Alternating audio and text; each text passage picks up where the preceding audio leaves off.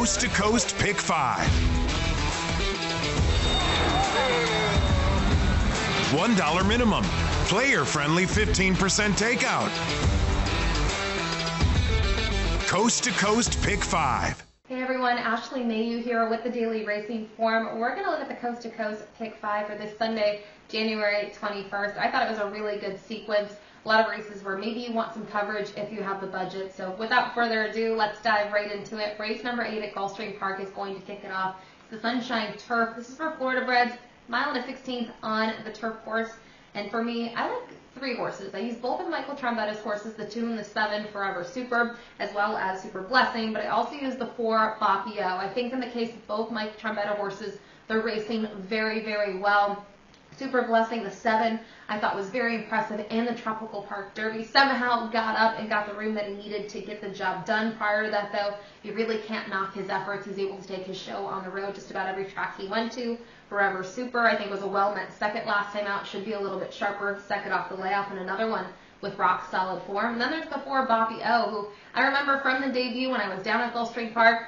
He's always run better than one might expect. He had a nice win at Monmouth over the summer, and I thought last time out, after kind of pressing the pace in the Tropical Park Derby, he ran still quite well. Third, beaten by half length, and he's going to get blinkers on. He's raced with blinkers in the past, but it's been quite a while. So 2, 4, 7 in the opening leg.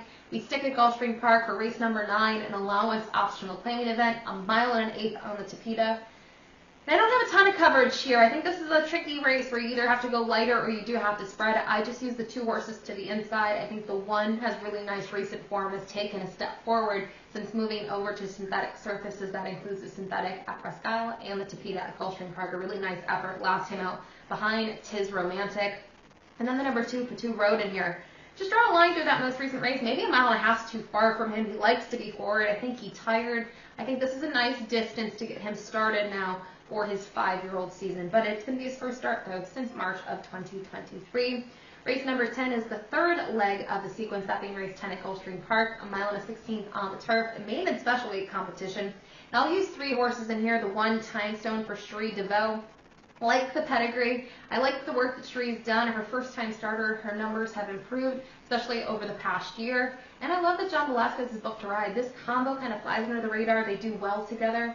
And the works to me, they're good enough. Now, I don't like the rail necessarily on debut, but we're going long enough. It's a little bit less of a concern. The 3 are Finest Hour. Let's sum it up. Pedigree screams turf. Chad Brown, second time. The debut was strong enough. I mean, she could really dramatically improve now in her second career start.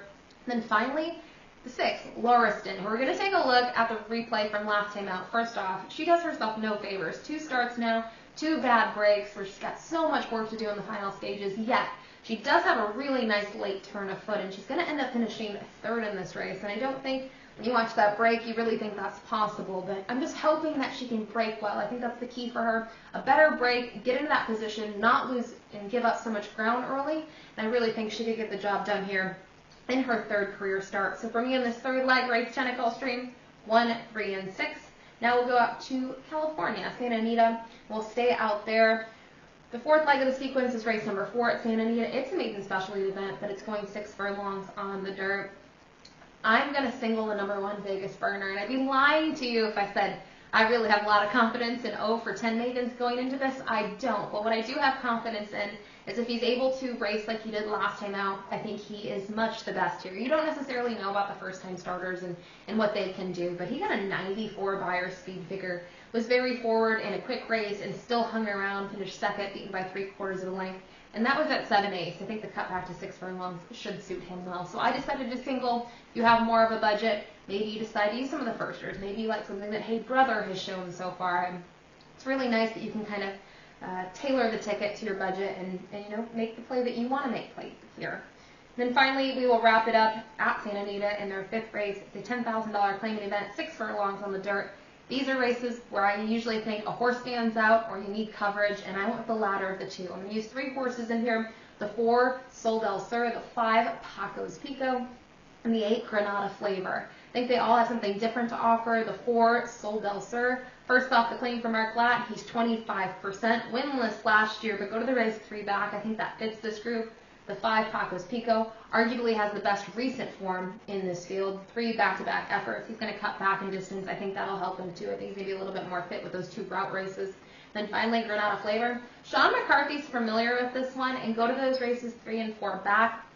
Just saying, it wouldn't be surprising to see this one in the winner's circle. So you can see my picks here for this Coast to Coast Pick 5 overall on Sunday, a $54 ticket. Best of luck.